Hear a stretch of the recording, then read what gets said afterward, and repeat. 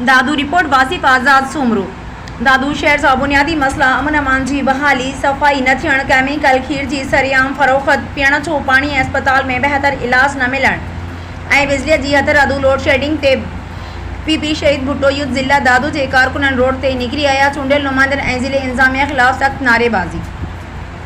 उन सिलसिले में पीपी शहीद भुट्टो युद्ध ज़िले दादू पारा पार्टी ऑफिस का मुज़ाहिरीन हथन में पार्टी जा झंडा बैनर प्ले कार्ड खड़ी सिंध प्रेस क्लब दादू एहतजाजी रैली कढी धरणो आयो। उन मौके ते पीपी शहीद भुट्टो अगवानन कामरेड बशीर अहमद सोलंकी, ज़ैन घलू, मजहर सोलंकी ऐं ॿियनि मीडिया आॾो चूंडियल नुमाइंदनि ज़िले इंतजामिया ऐं नाअहल आफ़ीसरनि खिलाफ़ सख़्त नारेबाज़ी कंदे चयो त समूरो शहर निंदड़को थी वियो आहे। हुकुमरान धुर सिर्फ़ कमीशन माफ़िया बणिजी चुकी आहे। शहर में सरेआम केमिकल वारो खीर फरोख्त थिए थो, जंहिं करे शहरी बीमारियुनि में वड़िजी विया आहिनि। अमन अमान बिल्कुलु नाकारा आहे। पुलिस सिर्फ़ करप्शन में पूरी आहे। फुरूं चोरियूं सरेआम आहिनि। अस्पताल में बहितर इलाज कोन्हे।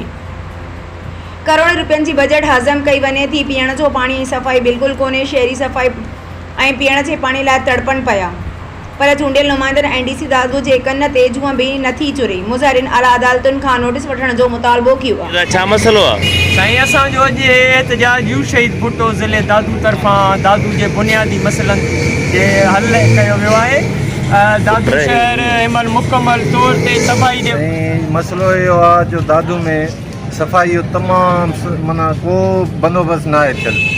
हर घिटी में तव्हां वञो, हर घिटी में गोॾे खां मथे पाणी बीठो आहे। ही ज़ालिम जेको आहे सो पीपुल्स पार्टी जो उम्मीदवार आहे। शहर में वॾे जेके धाड़ेल आहिनि उहा आहे दादू पुलिस, जेके हितां सरेआम गाॾियूं फुराए थी, सरेआम जेको सो केबलुनि तां फुर कराए थी। सरेआम अचूं था मुंसिपालिटी ते, मुंसिपालिटी वारनि ॾे वञूं था त हुननि खे चऊं था बाबा असांजी घिटियुनि में गंदगी लॻी पई आहे। हो चवनि था असां पंहिंजी इंतिज़ामिया मोकिली आहे, गंदगी खाइण वई आहे। बाबा गंदगी किथां खाइण वई आहे? शहर में त गंदगी जो ढेर लॻो पियो आहे। छा ॿाराड़ी मां खणी शहर में था उछलाइनि पिया? असांजे करे असां चीफ जस्टिस आला इदारा जेके आहिनि असां उन्हनि खे गुज़ारिश था कयूं त जेके हराम खोर आहिनि इन्हनि खे जेल कस्टडी कयो। ताक़त न रहंदी। सभु खां पहिरियां मां तव्हांखे इहो ॿुधायां थो त 100% असांजे दादू में जेके स्टोर आहिनि उन्हनि खे लाइसेंस कोन्हे, बग़ैर लाइसेंस जे वेठा आहिनि। त उहे माण्हू एसियूं किथां आणींदा? एसियूं